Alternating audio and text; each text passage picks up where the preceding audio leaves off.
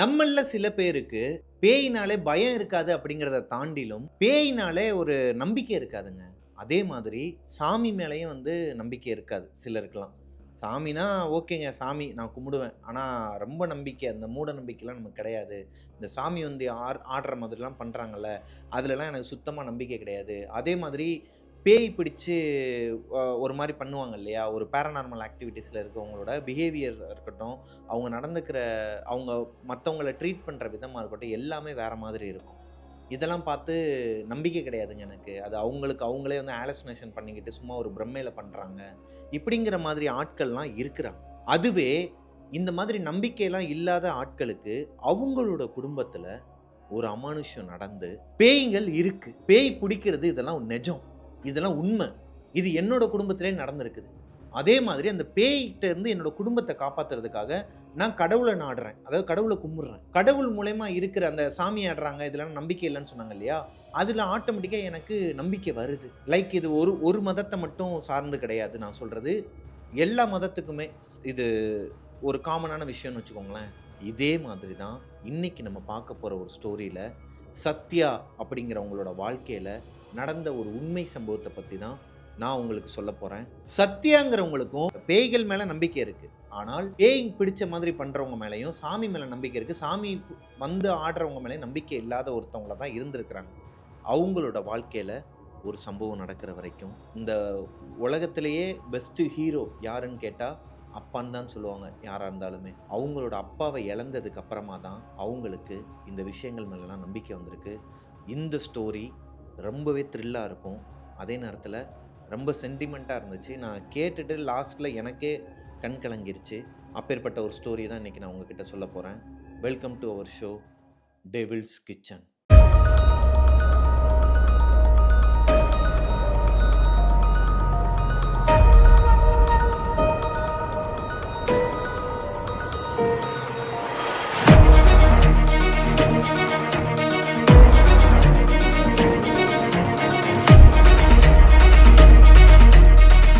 Hello ghosties, நான் உங்களோட பிரபாகரன். சத்யாங்கிற பொண்ணு எனக்கு இன்ஸ்டாகிராமில் அவங்களோட லைஃப்பில் நடந்த அவங்களோட மறக்கவே முடியாத ஒரு உண்மை சம்பவத்தை தான் எனக்கு அனுப்பியிருக்கிறாங்க. சத்யாவுக்கு லவ் மேரேஜுங்க. வீட்டில் ஃபஸ்ட்டு ஒத்துக்கலை. அதுக்கப்புறமா அவங்க அப்பா அம்மா எல்லாருமே ஒத்துக்கிட்டு எல்லாருமே ஒன்றா தான் வாழ்ந்துட்டு இருக்கிறாங்கன்னு வச்சுக்கோங்களேன். சத்யாவும் அவங்களோட ஹஸ்பண்டும் அவங்களுக்கு குழந்தை பிறந்ததுக்கப்புறமா, ஃபஸ்ட்டு குழந்தை பிறந்ததுக்கப்புறமா ஒரு 2 இயர்ஸ்லேயே அந்த பையனுக்கு பிறந்த குழந்தைக்கு 2 இயர்ஸ் ஆகும்போதே தனியாக செப்பரேட்டடாக தனி கொடுத்தனத்துக்கு வந்துடுறாங்க. அப்படி வந்த இடத்துல கிரவுண்ட் ஃப்ளோர் மொத்தம் அந்த இதில் ground floor, first floor, second ஃப்ளோர்னு வச்சுக்கோங்களேன். ஹவுஸ் ஓனர், அந்த பில்டிங்கோட ஹவுஸ் ஓனர் கிரவுண்ட் ஃப்ளோரில் இருக்கிறாங்க. ஃபஸ்ட் ஃப்ளோரில் சத்யாவும் அவங்களோட ஹஸ்பண்ட் சிவாவும் இருக்கிறாங்க. செகண்ட் ஃப்ளோரில் நியூலி மேரிட் கப்புள் ஒருத்தவங்க இருக்கிறாங்க. சத்யா இந்த வீட்டுக்கு ஃபஸ்ட் ஃப்ளோருக்கு வந்ததுக்கு அப்புறமா ஒரு 2 இயர்ஸ் அவங்களோட வாழ்க்கை நல்லா தாங்க போயிட்டுருக்கு. சத்யாவுக்கு அப்பா அம்மா இவங்க எல்லாருமே தனியாக திருவான்மியூரில் ஒரு வீடு இருக்குது அவங்களுக்கு. அவங்க அங்கே தான் இருக்கிறாங்க. சத்யா இருக்கிறது கொட்டிவாக்கம்ங்கிற ஏரியாலங்க. ரொம்ப தூரம்லாம் இல்லை, ஒரு 2-2.5 கிலோமீட்டர் தூரத்தில் தான் இவங்க இருக்கிறாங்க. சத்யாவோட ஹஸ்பண்ட் சிவா ஐடியில் வேலை பார்க்குறாரு. அவருக்கு ஷிஃப்ட்டாக தான் வேலை மாறி மாறி வருங்கிறனால மோஸ்ட்லி சத்யா மட்டும்தான் வீட்டில் இருப்பாங்க. அவங்களோட முதல் குழந்தை இருக்கிறான் இல்லையா, அவனுக்கு இப்போ 3 வயசு ஆகுது. அந்த பையனை அவங்க தாத்தா பாட்டி தூக்கிட்டு போயிடுவாங்க. அவங்க வீட்டில் தான் மோஸ்ட்லி அந்த பையன் இருப்பான். தாத்தா கூட தான் வளர்ந்தது. பிறந்ததுலேருந்து இப்போ இந்த 3 வயசு வரைக்குமே அங்கே தான் வளர்றான்னு வச்சுக்கோங்க. எப்போயாவது தான் இவங்க வீட்டில் இருப்பாங்களாம். இல்லைனா அவங்களோட அப்பா, அதாவது சத்யாவோட அப்பா அம்மா 2 பேருமே குழந்தைய பார்க்குறதுக்காக இங்கே வீட்டுக்கு வந்துடுவாங்களாம். ஆனால் ரேர் தானா வர்றது. ஏன்னா அவங்களுக்கு ஒன்று இருக்கும் இல்லையா, இவங்க லவ் மேரேஜ் நம்மளை எதிர்த்துட்டு பண்ணியிருக்கிறாங்க அப்படிங்கிறது அவங்களுக்குள்ள லைட்டாக ஒரு வருத்தம் இருக்கும் இல்லையா, அதனால வரமாட்றாங்க. எப்போயாவது ஒரு தடவை தான் இங்கே வர மாதிரி பார்த்துக்கிறாங்க. ஆனால் சத்யாவோட அப்பா சத்யாக்காக ரொம்ப அவரோட லைஃப்பில் ஏகப்பட்ட விஷயங்களை அவர் தியாகம் பண்ணியிருக்கிறாருன்னே சொல்லலாமா. அதனால் அவங்க அம்மாவுக்கு ஒரு மாதிரி ஒத்து வரலனாலும் சத்யாவோட அப்பா எப்போவுமே சத்யாவை பார்க்குறதுக்காக டெய்லி வீட்டுக்கு வந்துட்டு தான் போவாராம். அவங்க கையால் ஒரு ஃபில்டர் காஃபி குடிச்சிட்டு தான் போவாராம்.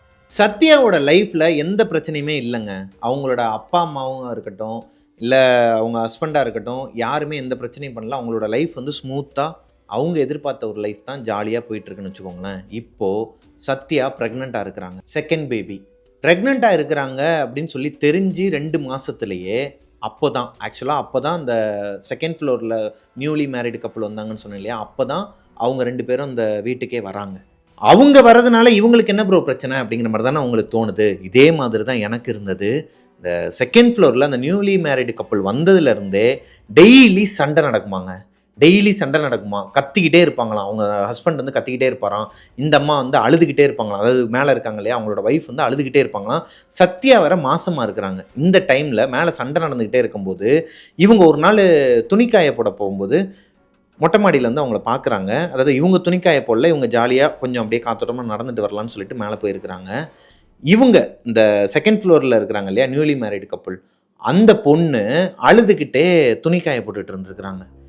ஏம்மா அழுதுகிட்டே இருக்கிற, நான் கேட்குறேன்னு தப்பாக எடுத்துக்காதீங்க, நான் கீழே தான் இருக்கிறேன், உங்களோட நெய்பர் தான், என்னோட தங்கச்சியாக நான் கேட்குறேன், என்ன ப்ராப்ளம் உங்களுக்கு அப்படின்னு சொல்லி சத்யா கேட்கும்போது அந்த பொண்ணு என்ன சொல்கிறாங்கன்னா, அக்கா இல்லை என்னோடய ஹஸ்பண்ட் வந்து என்னை எப்போ பார்த்தாலும் சந்தேகப்படுறது, என்னை அடிக்கிறது, எங்களுக்கு வந்து அரேஞ்ச் மேரேஜ் தான்க்கா, வீட்டில் பார்த்து தான் கல்யாணம் பண்ணி வச்சாங்க, ஆனால் எப்போ பார்த்தாலும் எங்களை வந்து என்னை வந்து ரொம்ப திட்டுறாரு, என்னை வந்து அடிச்சுக்கிட்டே இருக்கிறாரு, எங்கள் வீட்டில் இருக்கவங்கலாம் எங்கள் அப்பா அம்மாவெல்லாம் வந்து தப்பு தப்பாக பேசுகிறாரு, இப்படி பேசாதீங்கன்னு சொன்னால் அதுக்கும் என்னை அடிக்கிறாரு, எனக்கு ரொம்ப ஒரு மாதிரி இருக்குது. சரிப்பா நீ உங்கள் அப்பாக்கிட்டேயோ இல்லை அம்மாக்கிட்ட சொல்லலாம்ல அப்படின்னு சொல்லும்போது, இல்லைக்கா நான் இது சொன்னேன்னா வேற மாதிரி போயிடும் பிரச்சனை. சரி ஓகேடா பாப்பா, நான் எதுனாலும் நான் கீழே இருக்கிறேன், என்னை உன் அக்கா மாதிரி நினச்சிக்கோ, நான் ப்ரெக்னெண்ட்டாக இருக்கிறேன், என்னை டிஸ்டர்ப் பண்ணக்கூடாது அப்படிலாம் நினைக்காத, என்ன வேணும்னாலும் எதனா பிரச்சனைனா கூட நீ குரல் கொடு, என்னோட ஹஸ்பண்ட் இருக்கிறாரு, எங்கள் அப்பா வந்து ஸ்ரீதர், அவர் வந்து ஃபோன் போட்டால் திருவான்மையூர்லேருந்து உடனே வந்துருவார், ஸோ நீ ஒரி பண்ணிக்காதன்னு சொல்லிட்டு இவங்க தான் அவங்களுக்கு ஆறுதல் சொல்லிட்டு வந்திருக்கிறாங்க.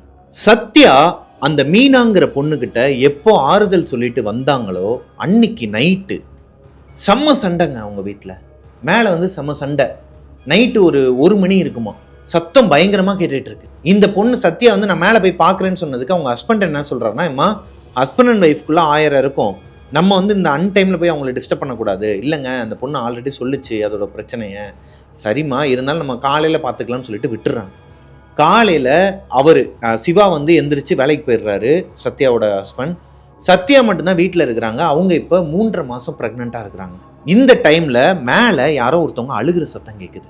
லைக் அந்த மீனாங்கிற பொண்ணு தான் அழுகிறாங்க. ரொம்ப நேரமாக கதறி கதறி அழுகிற மாதிரி ஒரு சத்தம் கேட்குது. சத்யா மேலே போய் பார்க்கலாமா வேணாமான்னு சொல்லிட்டு ரொம்ப நேரம் யோசிச்சுக்கிட்டே இருக்கிறாங்க. ஏன்னா அவங்க ஹஸ்பண்டும் இல்லை, அதே நேரத்தில் அவங்க அப்பா வந்துட்டு இருக்கிறாரு ஸ்ரீதர், அதாவது சத்யாவோட அப்பா பேர் ஸ்ரீதர் சொன்னேன் இல்லையா, அவர் வந்துக்கிட்டு இருக்கிறாரு வீட்டுக்கு. அவர் வந்ததுக்கப்புறம் போய் பார்க்கலான்னு சொல்லிட்டு உட்காந்துருக்குறாங்க. ஒரு கட்டத்துக்கு மேலே இவங்களால அடக்க முடியல. சரி மேலே போய் பார்த்துடலாம், ஏன் இந்த பொண்ணு இப்படி அழுகுது, ஏன்னா அவ்வளோ சத்தம் கேட்குது மேலேருந்து, ரொம்ப நேரமாக ஏங்கி அழுகிற சத்தம் கேட்டுக்கிட்டே இருக்குன்னு சொல்லிட்டு சத்யா என்ன பண்ணியிருக்கிறாங்க, லிஃப்ட்டில் போய் அவங்களோட செகண்ட் ஃப்ளோரில் இறங்கியிருக்கிறாங்க. இறங்கினோடனே ரைட் சைடில் தான் அவங்களோட வீடு. அழுகிற சத்தம் இன்னுமே கேட்டுக்கிட்டு இருக்கு. உள்ள அந்த பொண்ணு வந்து ஒரு மாதிரி தேம்பி அழுதுகிட்டே இருக்கு. இப்போ டோரை வந்து நாக் பண்றாங்க சத்யா.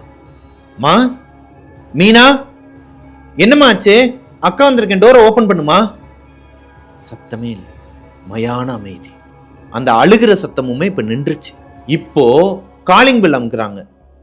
மீனா மீனா இருக்கியா, வெளியே பாக்குறாங்க. அவங்களோட ஸ்லிப்பர்ஸ் எல்லாமே வெளியே இருக்கு, அவங்க ஹஸ்பண்டோட ஷூ இல்லை.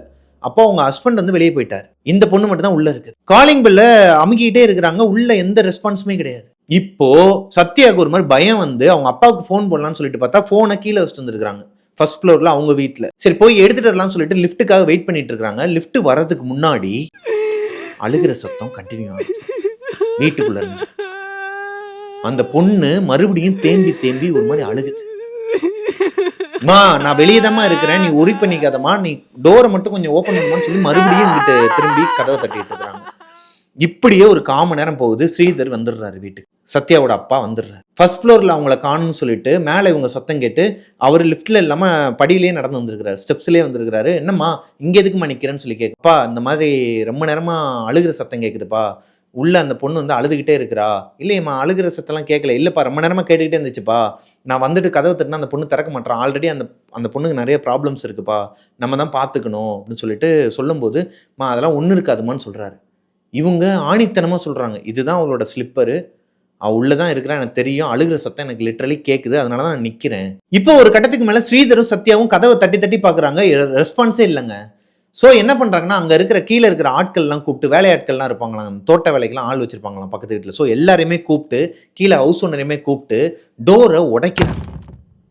எக்ஸ்ட்ரா கீ இருக்கான்னு சொல்லி ஹவுஸ் ஓனர்கிட்ட கேட்கும்போது இல்லைப்பா 2 கீயுமே வந்து அவங்ககிட்ட தான் இருக்குது, ஹஸ்பண்ட்டையும் ஒய்ஃப்கிட்டே ஒன்று இருக்கட்டும்னு சொல்லி 2 கீயும் வாங்கிட்டாங்கும் போது அந்த டோரை உடைச்சிட்டு உள்ளே போய் பார்த்தா அந்த பொண்ணு, இந்த மேலே வந்து அழுதுட்டு இருந்தா இல்லையா அந்த பொண்ணு, நியூலி மேரிட் கப்புள், அந்த பொண்ணு தூக்கில் தொங்கிட்டு இருக்கிறாங்க. சத்யா தன்னோட வாழ்க்கையில இந்த மாதிரி ஒரு விஷயத்த பார்த்ததே கிடையாது. அந்த தூக்குல தொங்குற சூசைட் பண்ணி இறக்குறாங்க இல்லையா, அதுல இந்த தூக்குல தொங்கி சாகுறவங்களோட அந்த சாவை பார்க்கவே கூடாது. ஆக்சுவலா கண்ணுலாம் பிதுங்கி நாக்குலாம் வந்து ஒரு மாதிரி தொங்கிக்கிட்டு அதுல வந்து ஜொல்லுலாம் ஒரு மாதிரி கோரமா இருக்குங்க பார்க்கறதுக்கே. வயிறுலாம் உப்பி போய் அவங்க தோல்லாம் வந்து ஒரு மாதிரி மரத்து போய், ஏன்னா அந்த பொண்ணு தூக்குல தொங்கி கிட்டத்தட்ட 7 மணி நேரம் ஆகுது. இது எப்போ தெரியும்னா, அங்கேருந்து அந்த பொண்ணோட பாடியை டிஸ்போஸ் பண்ணுறதுக்கு கீழே இறக்குறாங்க. சத்யா தான் அந்த பொண்ணோட ட்ரெஸ் எல்லாம் அட்ஜஸ்ட் பண்ணுறாங்க. அட்ஜஸ்ட் பண்ணி அந்த பொண்ணு வந்து கண்ணுலாம் பிதுங்கி ஒரு மாதிரி இருக்கிறத பார்த்துட்டு சத்யாவுக்கு வாமிட் வந்து, ஏன்னா மாசமாக இருக்கிற பொண்ணு.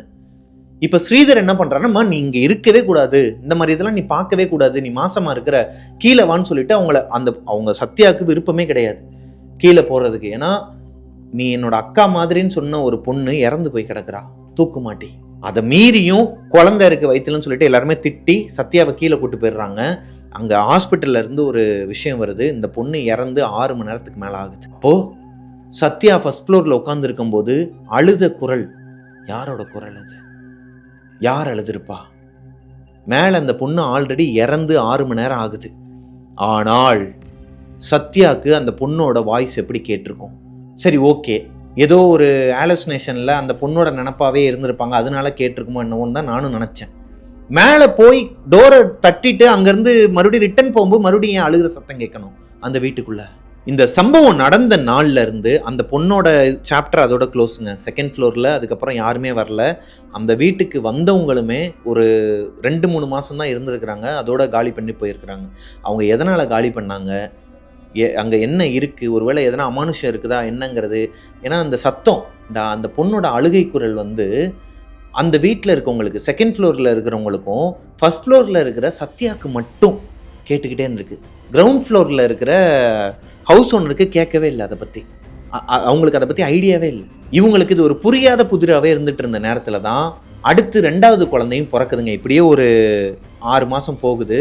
9.5 மாதத்தில் பையன் ஒருத்தன் பிறக்கிறான், அஸ்வின் சொல்லிட்டு. அஸ்வின் பிறந்ததுக்கு அப்புறமா சத்யாவோட வாழ்க்கையில ஏகப்பட்ட அமானுஷங்களை அவங்க ஃபேஸ் பண்றாங்க. இந்த பையன் பிறக்கிறதுக்கு முன்னாடியே சத்யா நிறைய தடவை அவங்க வீட்டில் வந்து வலிக்கு விழுக தெரிஞ்சு அபார்ஷன் ஆக தெரிஞ்சிருக்குது. அந்த குழந்தை வயிற்றுல இருக்க குழந்தை களையிறதுக்காக என்னென்னலாம் நடக்கணுமோ எல்லாத்தையுமே தாண்டி வந்திருக்கிறாங்க. அவங்களோட அப்பா ஸ்ரீதர் இருக்கார் இல்லையா, அவரு வருஷம் ஐயப்பனுக்கு மாலை போட்டு பார்த்துருப்போம். இவரு மாசம் ஐயப்பனுக்கு மாலை போட்டு பரதம் இருக்கிற ஒரு குருசாமிங்க. அஸ்வின் பிறந்ததுக்கு அப்புறமா சத்யாவோட வீட்டிலேயே சத்யாவோட அப்பா ஸ்ரீதர் வந்து இங்கே தான் இருப்பாராங்க. அவங்களோட குழந்தைய பார்த்துக்கிறது மட்டும் இல்லாமல் அவரோட குழந்தை, சத்யா வந்து அவரோட குழந்தை இல்லையா, அவங்களையுமே வந்து C-செக்ஷன் பண்ணனால பக்கத்துலேயே வந்து பார்த்துக்கிறாரு. ஏன் அவங்க அம்மா வரலையா அப்படின்னு சொல்லி நான் கேட்கும்போது, சத்யாவோட மூத்த பையன் விக்ரம் இருக்கான் இல்லையா, இப்போ அவனுக்கு 4 வயசு ஆகுது, அந்த பையனை வந்து பார்த்துக்கிறதுக்காக அவங்க அம்மா, யார் சத்யாவோட அம்மா வந்து அவங்க வீட்டில் வச்சு திருவான்மையூரில் இருக்கிற அவங்க வீட்டில் பார்த்துக்கிறாங்க. இங்கே இவங்க அப்பா வந்து பார்த்துக்கிறாரு இவங்க பொண்ணையும் குழந்தையும் பேரனையும். 2வது பையன் அஸ்வின் பிறந்து 2 மாதம் ஆக போகுது. இந்த 2 மாதத்தில் கிட்டத்தட்ட ஒரு 20-30 தடவை ஹாஸ்பிட்டல் போயிருக்கிறாங்க ஃபீவர்னால. ஹெவி ஃபீவர் ஆகுறது, யாரையாச்சும் ஒருத்தரை பார்த்து பயந்து அரண்டு போய் அந்த பையன் கத்தி எந்திரிக்கிறது, எங்கேயோ பார்த்து அழுவானாங்க. லிட்ரலி அவன் தூங்கிட்டு இருக்கிறான்னா டக்குன்னு கண்ணு முழிச்சு எங்கேயோ பார்த்து திடீர்னு பார்த்துட்டு அங்கே பார்த்துட்டு அழுவானான். எப்போ பார்த்தாலுமே அங்கே பார்த்தே அழுவானான். இதை அவங்க தாத்தா நோட் பண்ணியிருக்கிறாரு, அவங்க அம்மாவும் நோட் பண்ணியிருக்காங்க, யாரு சத்யாவும் நோட் பண்ணியிருக்கிறாங்க இந்த குழந்தையோட ஆக்டிவிட்டீஸை. இப்போது ஸ்ரீதர் என்ன பண்ணுறாருனா, இந்த 2 மாதம் போச்சு இல்லையா, இந்த 2 மாதம் போயிட்டு இருக்கும்போதே ஒவ்வொரு தடவையும் சொல்லியிருக்கிறாரு அவங்க பொண்ணுக்கிட்ட, இந்த வீடு வேணாம், நான் வந்து உனக்கு வேறு வீடு பார்த்து தரேன், லீஸுக்கு கூட நான் ஒரு வீடு பிடிச்சி தரேன், நம்ம அந்த பக்கம் மூவ் ஆன் பண்ணிடலாம், இந்த வீடு உனக்கு வேணாம், ஏதோ தப்பாக இருக்குது, எனக்கு ஏதோ தப்பாகவே தோணுதுமா, இந்த வீடு வேணாம்ப்பா. மருமகன்கிட்டையும் சொல்கிறார் சிவா கிட்ட, இந்த வீடு வேணாம், நம்ம வேற எங்கேயும் போயிடலாம், எனக்கு ஏதோ தப்பாப்படுது அப்படிங்கிற மாதிரி சொல்லிட்டு இருந்திருக்கிறார். ஆனால் இந்த விஷயத்த சத்யாவும் சரி அவங்களோட வீட்டுக்காரர் சிவாவும் சரி காதில் வாங்கிக்கவே இல்லை. இவருக்கு வேறு வேலையே இல்லை, எப்போ பார்த்தாலும் எதனா சொல்லிகிட்டே இருப்பார், மைண்டில் எதனா சும்மா இவராக நினச்சிட்டு இருப்பார் போல், முதல்ல உங்கள் அப்பா வீட்டுக்கு போக சொல்லு அப்படிங்கிற மாதிரிலாம் சிவா சொல்ல, இப்போ இவர் சொல்றதுக்கு ஏத்த மாதிரியே இந்த கை குழந்தை இருக்கிறான் இல்லையா, பிறந்த குழந்தை இருக்கான் இல்லையா அஸ்வின், மாசத்துலேருந்து 2வது மாதம், இப்போ இவங்களுக்கு உங்கள் அப்பா சொல்கிறார் இல்லையா அந்த வீடை காலி பண்ணுங்கன்னு சொல்கிறது 2வது மாதம் சொல்லிட்டு இருக்கிறாரு குழந்தை பிறந்து. இந்த 2 மாதமாகவே அவனுக்கு உயிரே போகிற அளவுக்கு ஏகப்பட்ட நோய் வந்திருக்குதுங்க அடுத்தடுத்து. சாதாரண ஃபீவர்லாம் கிடையாது, எல்லாமே ஹை ஃபீவர் தான். ஃபிக்ஸ் வர்றதா இருக்கட்டும், ஹை ஃபீவராக இருக்கட்டும், சளி பிடிக்கிறதா இருக்கட்டும், அது போக இதெல்லாம் கூட எல்லா குழந்தைங்களுக்கு வர்றது தானேங்க. இதை போய் நீங்கள் எப்படி அமானுஷம்னு சொல்லுவீங்கிற மாதிரி தான் இருக்கும். ஆனால் இந்த பையன் நைட்டு அலறி அடித்து எந்திரிப்பானாங்க. நைட்டு மட்டுமே அலறி அடித்து எந்திரிச்சிட்டு இருந்த பையன் ஒரு கட்டத்துக்கு மேலே 1 மாதத்துக்கு அப்புறமா பகல்லையுமே யாரையோ பார்ப்பானா. இப்போ இவங்க அம்மாவை பார்த்து சிரிச்சுக்கிட்டே இருக்கிறான்னு வச்சுக்கோங்களேன், சிரிச்சுக்கிட்டே இருக்கும் போதே இப்படி திரும்பி பார்ப்பானா. அந்த பக்கம் யாருமே இருக்க மாட்டாங்க, இவங்க சத்யா மட்டும்தான் இருப்பாங்க வீட்டில். சத்யாவோட அப்பா எதனா வாங்குறதுக்கு வெளியே போயிருப்பாரு, அவங்களோட ஹஸ்பண்ட் வந்து வேலைக்கு போயிடுவார். இவங்க அப்பா வெளியே போயிட்டு ரிட்டர்ன் வர கேப்பில் எதையோ பார்த்து இவன் அழுகிறான். இது ரெகுலராகவே இருந்திருக்கு. எதனால இந்த பையன் அழுகிறான்? கை குழந்தை வந்து எதனால அழுகணும்? பிறந்த குழந்தை யாரை பார்த்து அழுகிறான்? ஒருவேளை அப்பா சொல்றதுல எதனா இருக்குமோ அப்படின்னு சொல்லிட்டு சத்யாவுக்குமே தோணுது. ஏன்னா சத்யாவோட அப்பா, நான் சொன்னேன் இல்லையா, சபரிமலைக்கு போற ஒரு ஐயப்பனோட தீவிர பக்தர். அவர் சொல்றது சாதாரணமாக சொல்ல மாட்டார், ஏதோ ஒரு விஷயத்த மறைக்கிறாருங்கிறது சத்யாவுக்கு தெரிஞ்சிருக்குது. இப்போ அவங்க ஸ்ரீதர்கிட்ட கேட்குறாங்க, அப்பா நீங்கள் ஏதோ ஒரு விஷயத்த மறைக்கிறீங்கன்னு தெரியுது, ஆனால் என்னன்னு சொல்ல மாட்டேங்கிறீங்க, மொட்டையாக அந்த வீடை மட்டும் காலி பண்ண சொல்கிறீங்க, எதனால் நான் தெரிஞ்சுக்கணும்னு சொல்லிட்டு கேட்குறாங்க சத்யா. இல்லைம்மா, நான் வந்து என்ன விஷயம் என்ன இதெல்லாம் வந்து சொல்ல விரும்பலை, எனக்கு என் பிள்ளை முக்கியம், ஓம் பிள்ளையும் முக்கியம், சரியா? இது வந்து இந்த குடும்பம் எனக்கு முக்கியம். நான் சொல்கிறதுல 1000 அர்த்தம் இருக்கும், என்ன ஏதுன்னெலாம் கேட்காதீங்க. இப்போ கூட நீ சொல்லு, 2 நாளில் வந்து நானே வீடை காலி பண்ணி எல்லா வேலையும் நான் பார்த்துட்றேன், மாப்பிள்ளையை வச்சே நான் பார்த்துக்கிறேன், நீயும் குழந்தையும் நம்ம ஆற்றுல போய் சந்தோஷமாக இருங்க, அதாவது விளாண்டுக்கிட்டு நீங்கள் உங்களோட வேலையை மட்டும் பாருங்கன்னு சொல்லும்போது இவங்க மறுக்கிறாங்க. இல்லை, நீங்கள் என்ன காரணம்னு சொல்கிற வரைக்கும் நான் அந்த வீட்டிலேருந்து வரமாட்டேன், இல்லைம்மா என்னை மன்னிச்சிரு, நம்ம போகலாம் அவ்வளோதான், அப்படி தானே, சரி ஓகே நான் பார்த்துக்கிறேன்னு சொல்லிட்டு இவங்களுக்குள்ள ஒரு ஈகோ கிளாஷ் ஆகி அந்த வீட்டிலையே இருந்துடுறாங்க. இதை பற்றி பேசலை, வீடு காலி பண்ணுறதை பற்றி பேசவே இல்லை சத்யா ஸ்ரீதர்கிட்ட. அன்னைக்கு நைட்டு இவங்க 2 பேருக்கு இந்த கான்வர்சேஷன் நடந்து அன்னைக்கு நைட்டு ஒரு 12:30 மணி இருக்குமாங்க. நல்லா தூங்கிட்டு இருந்த சத்யாவுக்கு யாரோ ஒருத்தர் அழுகிற குரல் கேட்குது, டிஸ்டர்ப் ஆகுது. தூங்கிட்டு இருந்தவங்க எந்திரிக்கிறாங்க. அவங்களோட குழந்தை 2 மாதம், அந்த பையனை வந்துட்டு அவங்களுக்கு நடுவில் தான் போட்டு வச்சுருப்பாங்க, படுக்க வச்சுருக்கிறாங்க. அவங்களோட வீட்டுக்காரர் வந்து கீழே படுத்துருக்கிறாரு, வெளியே அவங்களோட அப்பா ஹாலில் வந்து படுத்துருக்கிறாரு. அவங்க வீடு வந்து 2 BHK, ஆனால் அவங்க அப்பா ஸ்ரீதர் வந்து ஹாலில் தான் படுத்திருப்பாராம், தரையில் தான் படுத்திருப்பாராம். உள்ள அவங்க வீட்டுக்காரர் சிவாவை பார்க்குறாங்க, குழந்தைய பார்க்குறாங்க. அவங்கள அறியாமலே இந்த அழுக குரலை கேட்டு அது எந்த பக்கம் இருந்து வருதோ அதை நோக்கி நடக்க ஆரம்பிக்கிறாங்க. அவங்களுக்கு ஏதோ ஒரு பிரம்ம பிடிச்ச மாதிரி இருந்திருக்குது. அவங்க எதனால வெளியே போனாங்கன்னே அவங்களுக்கு தெரியல. 2nd ஃப்ளோர்ல இருக்கிற அந்த இறந்து போனாங்க இல்லையா மீனா, இறந்த அதே வீட்டுக்கு வெளியே சத்யா நிக்கிறாங்க நைட்டு 12:45. எப்படி அங்க போனாங்கங்கிற ஒரு சுயநினைவே இல்லை அவங்களுக்கு. கரெக்டா அந்த வீடோட டோரை வந்து ஓபன் பண்றதுக்கு ட்ரை பண்ணிட்டு இருந்திருக்கிறாங்க. அப்போ ஒரு குழந்தையோட அழுகிற சத்தம், லைக் சத்யாவோட குழந்தை கத்தி ஒரு மாதிரி வீச்சுன்னு அழுதா எப்படி இருக்கும், நைட்டு அலறி அடிச்சு எந்திரிச்சு அழுவுங்க இல்லையா, அந்த மாதிரி சத்தம் கேட்டேன்னா அவங்க சுயநினைவுக்கே வராங்க. ஐயோன்னு சொல்லிட்டு தெளிஞ்சிட்டு நம்ம எதுக்காகடா 2nd ஃப்ளோருக்கு வந்தோம், அவங்க அப்பாவுக்கோ இல்லை வீட்டுக்காரருக்கோ தெரிஞ்சா பெரிய பிரச்சனை ஆயிருமேன்னு சொல்லிட்டு கீழே போயிருக்கிறாங்க. இப்போ சத்யா 2nd ஃப்ளோர்ல இருந்து 1st ஃப்ளோர்ல இருக்கிற அவங்க வீட்டுக்குள்ள வந்துடுறாங்க. வந்துட்டு மெயின் டோரை லாக் பண்ணிட்டு உள்ள வந்து பார்த்தா ஸ்ரீதர் நல்லா தூங்கிட்டு இருக்கிறாரு. அவங்க உள்ள வந்து குழந்தை அழுகிற சத்தம் எதுவுமே கிடையாது. கீழே வர வரைக்குமே குழந்தை அழுகிற சத்தம் இவங்களுக்கு கேட்டிருக்கு. ஆனால் வீட்டுக்குள்ள வந்து பார்த்தா அவங்க குழந்தை அழுகலை, அவன் பாட்டுக்கு படுத்து தூங்கிட்டு இருக்கிறான் பெட்ல. அவங்க வீட்டுக்காரர் கீழே படுத்து தூங்கிட்டு இருக்கிறார். சத்யாவுக்கு ஒண்ணுமே புரியலை, இப்போ நடந்தது எல்லாமே கனவா இல்லை ஆலோசினேஷனா, அவங்களால என்ன சொல்ற, அவங்களுக்கு என்ன அந்த ஒரு புரிதலே இல்லை, எதனால இதெல்லாம் நடக்குது நமக்குன்ட்டு. தண்ணி தாங்க எடுத்துருக்குது, ஃப்ரிட்ஜில் வந்து வாட்டர் எடுத்து குடிச்சிட்டு அங்கனுக்குள்ளே ஒரு மிரர் இருக்குமாங்க. அதாவது அவங்களோட ரூமில் இருக்கிற, அவங்க ரூம் டோரை ஓப்பன் பண்ணாங்கன்னா இந்த ஹாலில் இருக்கிற மிரரில் தெரியும் அவங்க ரூம்குள்ளே இருக்கிறது அப்படியே ரிஃப்ளெக்ட் ஆகுமா, ரூமில் இருக்கிறது வெளியே தெரியுமா அந்த மிரரில். இப்போ ஃப்ரிட்ஜில் இருக்க தண்ணி எடுத்து குடிச்சிட்டு இருக்கும்போது சத்யாவுக்கு சைடில் யாரோ ஒருத்தவங்க நிற்கிற மாதிரி தெரிஞ்சிருக்குதுங்க. ரொம்ப நேரமாக பயந்துக்கிட்டு ஒரு 3 செகண்ட் வந்து பயந்துக்கிட்டே இருந்திருக்கிறாங்க. 4வது செகண்ட் திரும்பி பார்க்கும்போது அந்த மிரரில் ரிஃப்ளெக்ட் ஆகிருக்கு. அவங்களோட ரூம்குள்ளே ஏதோ ஒரு கருப்பு உருவம் நிற்கிது, ஏதோ ஒரு பொண்ணோட உருவம் நின்றுட்டு இருக்குது, குழந்தைய பார்த்த மாதிரி. குழந்தைய பார்த்தோமா நின்னோன்னே இவங்களுக்கு என்ன பண்றேன்னே தெரியல, ஒரு மாதிரி திகைச்சு போய் நின்றுக்கிறாங்க.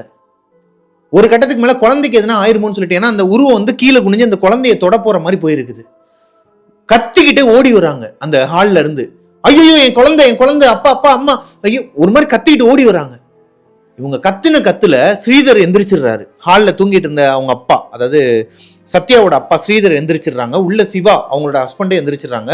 குழந்தையும் எந்திரிச்சு கத்த ஆரம்பிக்குது. உள்ள போய் பார்த்தா லைட்டை போடுறாங்க, அந்த உருவம் உள்ள இல்ல.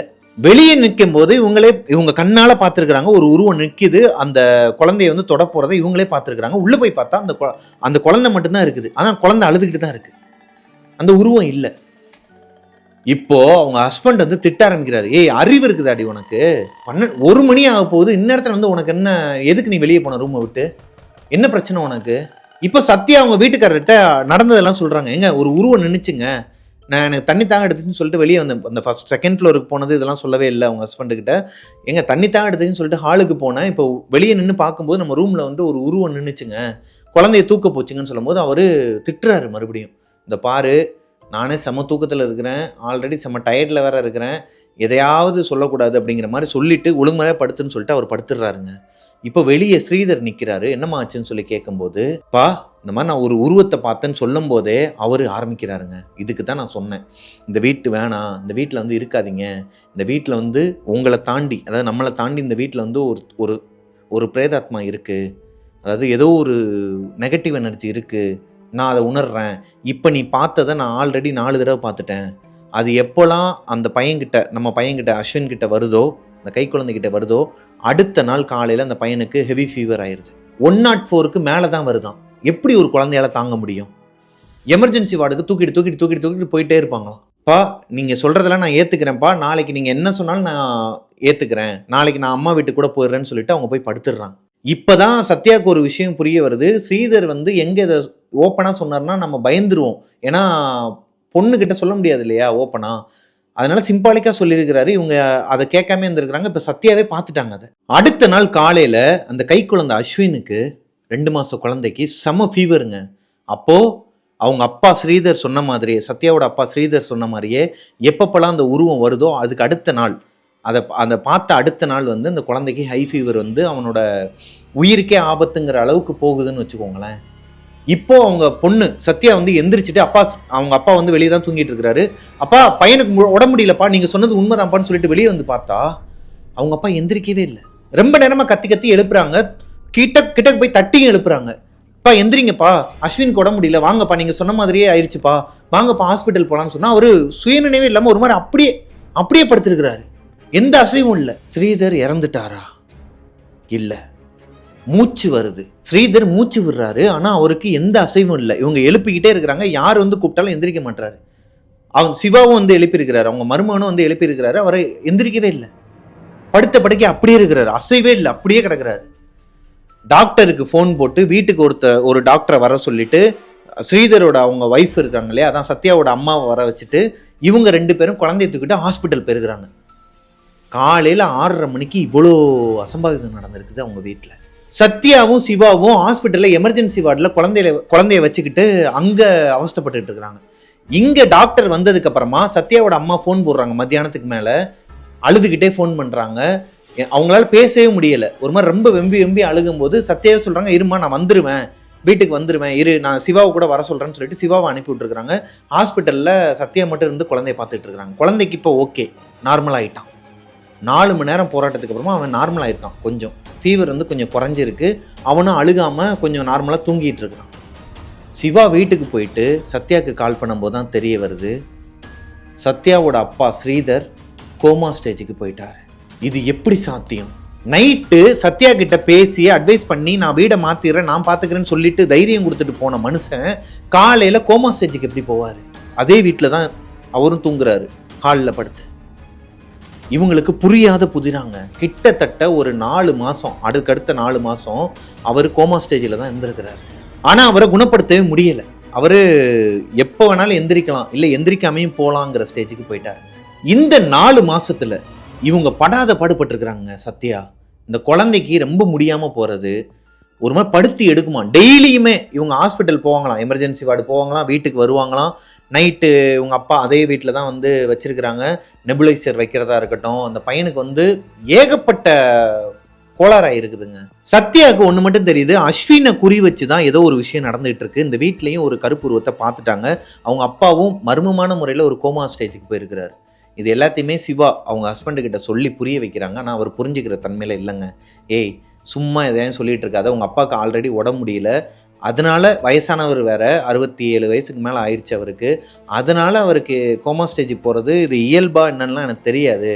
ஆனால் நீ சொல்கிற இந்த கட்டுக்கதைக்கெலாம் நான் ஆள் கிடையாது. இப்போ நம்ம சுச்சுவேஷன் சரியில்லை சத்யா, நம்மளால் வீடு மாற்ற முடியாது, கொஞ்சம் மணி ப்ராப்ளமாகவும் இருக்குது. ஸோ இவனுக்கு உடம்பு முடியாமல் போயிட்டுருக்கு. இந்த டைமில் நம்ம வெளியே மாறணும் அப்படின்னா ஃபினான்ஷியலாகவும் சரி மென்டலியும் சரி என்னால் இதை தாங்க முடியாது, தயவு செஞ்சு நீ இதை பற்றி பேசாத, நான் இருக்கேன்ல, எதுவும் ஆகாது, கவலைப்படாத அப்படிங்கிற மாதிரி சொல்லிட்டு விட்டுறாரு. 4 மாதத்துக்கு அப்புறமா ஸ்ரீதர் படுத்த படுக்கையாக இறந்தும் போயிடுறாரு. டாக்டர்ஸால் அவரை காப்பாற்ற முடியலை, அவர் இறந்து போயிடுறாரு. சத்யாவால் அவங்க அப்பாவோட இந்த இழப்பை ஏற்றுக்கவே முடியலைங்க. அவங்க வந்து ஒரு டேட் லிட்டில் பிரின்சஸ் மாதிரி. அவங்க அப்பா வந்து ரொம்ப ரொம்ப லவ் அவங்க அப்பாவுக்கும் பொண்ணுக்கும் இருக்கிற ஒரு பாண்டிங் நான் சொல்லி தான் தெரியணும்னு இல்லை. இவங்க அதுக்கு மேலேயே அளவுக்கு அதிகமாக அப்பாவுக்கும் பொண்ணுக்கும் பாசம் இருக்குன்னு வச்சுக்கோங்களேன், லவ் இருக்குன்னு வச்சுக்கோங்களேன். ஸோ இப்போ அவங்க அப்பாவோட இழப்பை இந்த பொண்ணால் ஏற்றுக்க முடியலை.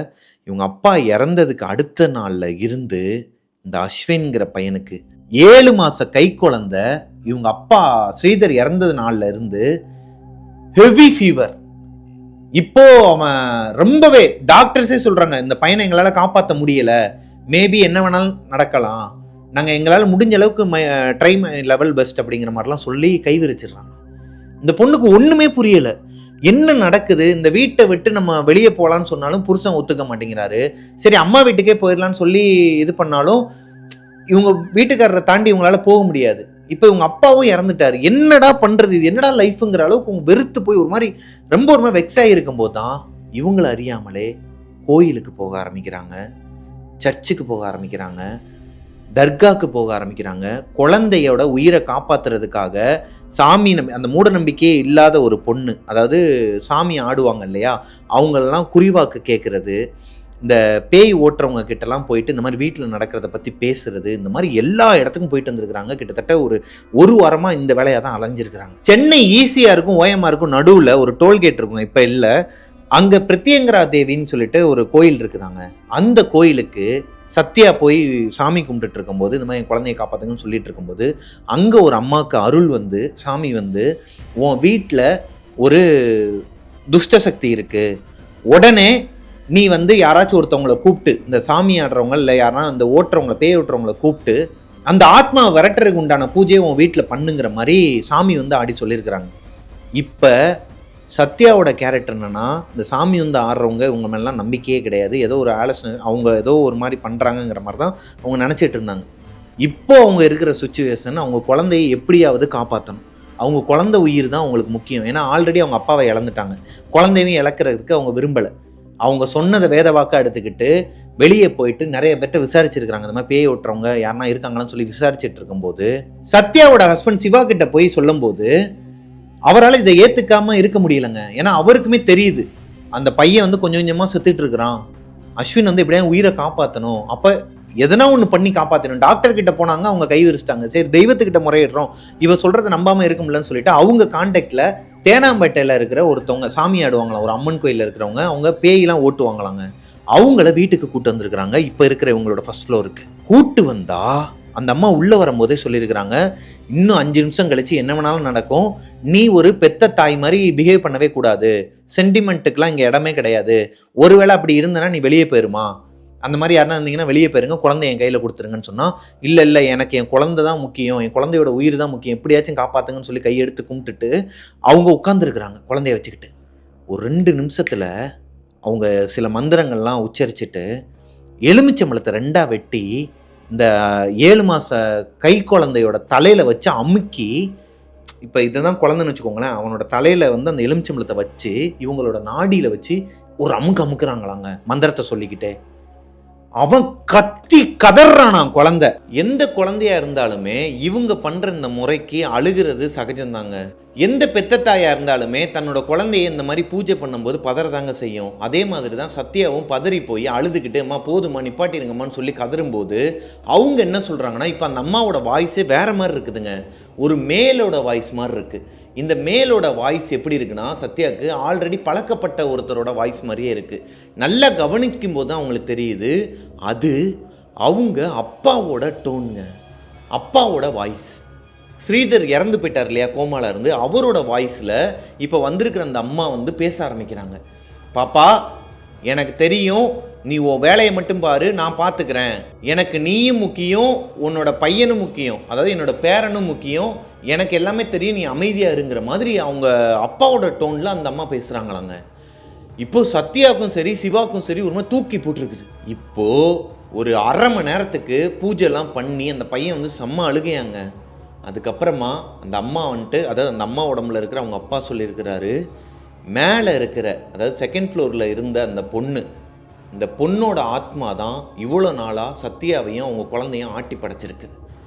இவங்களோட குழந்தைய வந்து இவங்ககிட்டேருந்து பிரித்து அதாவது கொன்னுட்டு எடுத்துகிட்டு போயிடணுங்கிற மாதிரி உக்கிரமாக இருந்திருக்குது. இப்போ சத்யா அழுதுகிட்டே கேட்குறாங்க, நான் அவளை வந்து என்னோடய தங்கச்சி மாதிரி தானே பார்த்தேன், அவளும் என்னை அக்கான்னு தானே சொன்னான், நான் அவள் இறந்ததுக்கு வந்து நான் என்ன மாதிரி யாரும் ஃபீல் பண்ணியிருப்பாங்களா என்னன்னு தெரில, அப்புறம் ஏன் அவள் வந்து என்னை இந்த மாதிரி பழி வாங்கணும்னு நினைக்கணும், பழி வாங்குற அளவுக்கு நான் எதுவுமே பண்ணலையே, என் குழந்தைய எதுக்காக அவள் கொல்லணும்னு சொல்லி கேட்கும்போது அந்த பொண்ணு மீனா இருக்காங்க இல்லையா, இறந்து போன மீனா ப்ரெக்னெண்ட்டாக இருந்திருக்குது.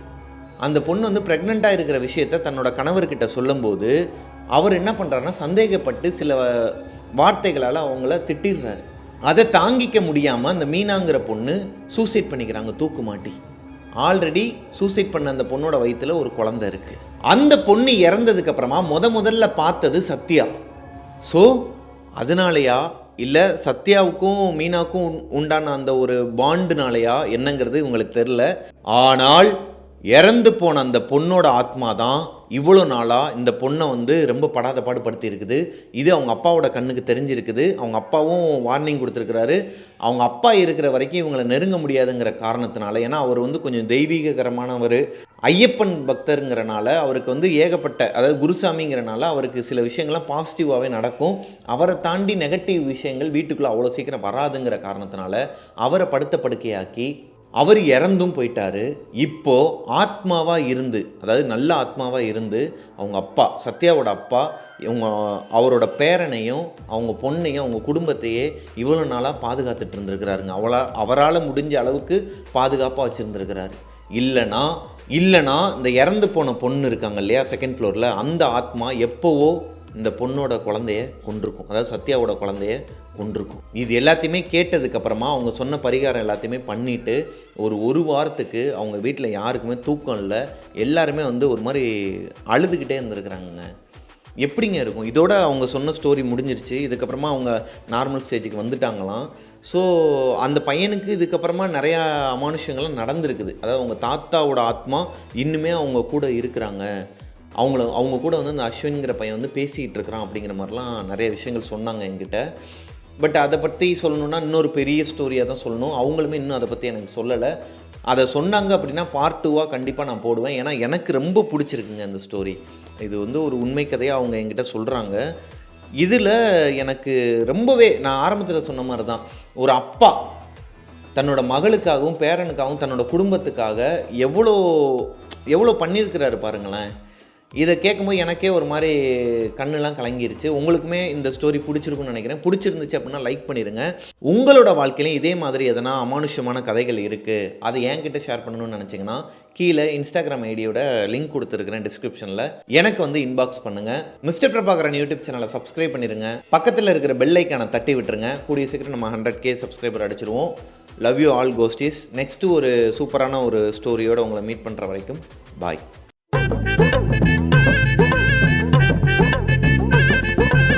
அவங்க பதறி போய் என்ன பண்ணியிருக்கிறாங்கன்னா, ஐயோ அம்மா போதுமா விட்டுருங்கம்மா, என் குழந்தைய கொடுத்துருங்கம்மா அப்படிங்கும்போது, குழந்தை வந்துருச்சா, யோ ஆட்டோக்காரரே அமைதியாக உட்காருங்கங்கிட்டு வரமா,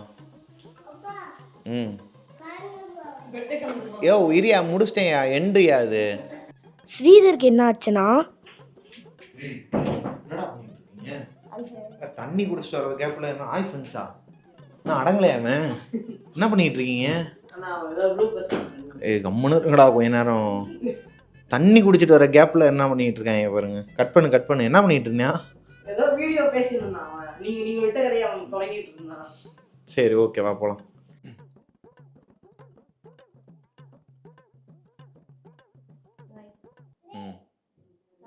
பாய் பாதம்பை இதுக்கு ஒன்லைன் எப்படி ஏப்பா ஏய் எத்தனை பாய் பொதுவாக நம்ம கதை சொல்லும் போது ஒருத்தர் 1.5 பேர் தான் உட்காந்துருப்பாங்க அர்ஜுனும் சேர்த்து ஆமாம் அஞ்சலிமாவும் அர்ஜுனும் உட்காந்துருப்பாங்க இன்னைக்கு பாருங்க வதன்னு ப்ரீகேஜி ஸ்கூல் மாதிரி இங்கே வாடா எங்கடா போகிறேன் இவன் பேர் அஸ்வின் இன்னொருத்தன் இருக்கிறான் விஷால்ன்ட்டு அர்ஜுனே நீ அமைதியாக உட்காந்து போயிலையா அண்ணனை உன் கூடயே உட்கார ஐயா இவன் உனக்கு மேலே வாழுத்தனம் பண்ணுறான் ஐயா உட்காந்துக்கோ அமைதியாக உட்காருங்க பயப்படாமல் கேட்பீங்களா லைவாக வந்து நம்ம டெவில்ஸ் கிச்சன் ஷோக்கு வந்திருக்கிறாங்க பசங்க ஸோ அவங்க வந்து பயப்படாமல் என்னடா பயமாக இருக்கா ஆ நீ கலாய்க்கிறதுலாம் செய்வ நீ அமைதியாக இருக்கணுமா சரி அமைதியாக யோ நான் அங்கே வந்துட்டா யார் யா கதை சொல்கிற சேர் யா கதை சொல்லும் அப்பா கதை சொல்கிறேன் நீ கேளு சரியா டேய் இப்படி கதை சொல்லிட்டு இருக்கோம் இப்படிலாம் பின்னாடி வந்து வர்றது இப்படி இந்த வேலைலாம் வச்சுக்க கூடாது ஆமாம் இங்கே வாடா இந்த வந்தாங்க விஷால் இவனை வந்து நம்ம கம்யூனிட்டி போஸ்ட்டில் நீங்கள் பார்த்துருப்பீங்க ஆமாம் விஷாலா அர்ஜுன் சொல்கிற மாதிரி விஷால்னு ஸோ இவங்க எல்லாம் இன்னைக்கு லைவாக உட்காந்து இந்த ஸ்டோரியை கேட்க போகிறானுங்க என்ன ஸ்டோரி என்ன ஸ்டோரி சொல்ல போகிறேங்கிறது பசங்களுக்கு தெரியாது நான் லைவாகவே கேட்டுக்கிறேன்னு சொல்லிட்டு உட்காந்துருக்குறானுங்க போங்க போய் உட்காருங்க போங்க ஹலோ கோஸ்டிஸா அர்ஜுன் சொல்லுவாரா சரி போலாமா அதெல்லாம் ரோலிங் ஆயிடுச்சு தான்டா இருக்கு கட் பண்ணிட்டு போகிறேன் கரெக்டாக இருக்கா ஹேர்லாம் கரெக்டாக இருக்கா ஐயோ போலாமா நல்லா இருக்குல்ல இந்த வெளியே 2 பேர் கரைச்சலை கொடுத்துக்கிட்டு இருக்காங்க மண்டல அடி எப்பயுமே இப்படித்தான் ஆமாம் இதுதான் நடக்கும் தெரியுதா இப்போ லைவாக பார்க்குறீங்களா எனக்கு என்னென்ன டிஸ்டர்பன்ஸ் வருதுன்னு டேய் இருடா அதான் ஒரு தடவை சொல்லிட்டேன் டேய் அவங்கள சவுண்டு கொடுக்காதுன்னு சொல்ல நீயும் போய் சவுண்டு கொடுத்துக்கிட்டு இருக்கிற கதவை மூடிடு அதான் ஒருத்தர் பப்ஜி டவுன்லோட் ஆயிடுச்சா ஐயோ PS5 கட் பண்ணிடுறான் PS5 ஏன்டா இப்படி பண்றீங்க இல்ல ஐயோ டேய் பாக்குறது தானடா வந்தீங்க ஏன்டா இப்படி விளையாடுன்ட்டு இருக்கீங்க உட்காருங்கடா ஒரு இடத்துல அம்மாடியம்மா நான் கூடிய சீக்கிரமே நம்ம கோஸ்டிஸ் குடும்பம் எல்லாரையுமே வந்து மீட் பண்ணலான் இருக்கிறேன் அது நம்ம 100K சப்ஸ்கிரைபர்ஸ்க்கு அப்புறமா எங்கேயாச்சும் மீட்டிங்கை போட்டலாமா ஏன்னா குழந்தைங்க எங்கே போனாலுமே குழந்தைங்க தாங்க நான் எதிர்பார்க்கவே இல்லை ஆனில் இருக்கா ஆஃபில் இருக்காடா ஏய் என்னை வச்சு ஃபன் பண்ணுறியா ஆனில் தானே இருக்குது ஸோ நம்ம பீச்சுக்கு போனாலும் சரி மாலுக்கு போனாலும் சரி எங்கே போனாலுமே ஆமாய்யா உன்னை மாதிரி அழகழகான குழந்தைங்கள்லாம் வந்து அப்பா கிட்ட வந்து பாசத்தை பொழியிறாங்க பீச்சுக்கு போகணுமாய்யா இரியா அப்பா முதல்ல கதைக்குள்ளே போய்க்கிறேன் அப்புறமா பீச்சுக்கு போகலாம் சரி கீழே போயிருக்கிறாங்க பயந்துட்டேன்டா புரியாடா ஓப்பன் பண்ணுவ சரி வா வா போ சீக்கிரம் போ ஓடு நானே முடிக்கணும்னு நினைச்சா கூட நீ முடிக்க விட மாட்டேன் போல பாலை போட்டு ஏன்டா விளாடுறீங்க இருங்கடா முதல்ல கேரக்டரேஷன் சொல்ல விடுங்கடா அவன் தான்டா பாலை தூக்கி போட்டான் சைடு கண்ணில் தெரியுறான்டா அவன் அர்ஜுன் என்ன பண்றான் தெரியுமா நான் சீரியஸா இப்படி சொல்லிட்டு இருக்கேன் அப்படிங்கிறான்டா செகண்ட் ஃப்ளோர்ல அந்த நியூலி மேரிட் கப்புள் வர வரைக்கும் பாத்தியா எவ்வளவு கொடுத்துட்டு வந்துரு